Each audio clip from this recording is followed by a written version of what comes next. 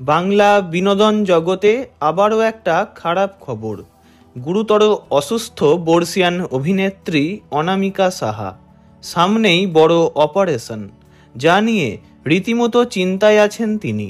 জানা যাচ্ছে আগামী ৪ঠা ফেব্রুয়ারি হাসপাতালে ভর্তি করা হবে অনামিকা সাহাকে।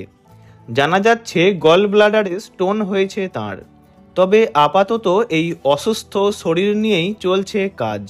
সাক্ষাৎকারে তিনি জানালেন, বয়সটা তো অনেকটাই, খুব চিন্তা হচ্ছে, আমার সুগারটাও অনেক বেশি। অনামিকা সাহা আরও জানান যে এর আগেও একবার ডাক্তার অপারেশনের কথা বলেছিল, কিন্তু সুগার প্রেসার অনেক বেশি থাকায় আর করা যায়নি। তবে এবার সব আগে থেকেই নিয়ন্ত্রণে রেখেছেন তিনি। অনামিকা সাহার বয়স বর্তমানে প্রায় ৬৬ বছর।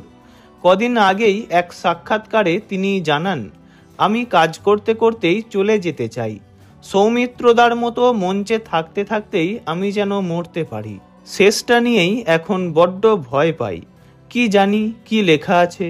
ঈশ্বর আমায় এইটুকু আশীর্বাদ করুক। আমি অভিনয় করতে ভালোবাসি, অভিনয় ছাড়া থাকতে পারি না।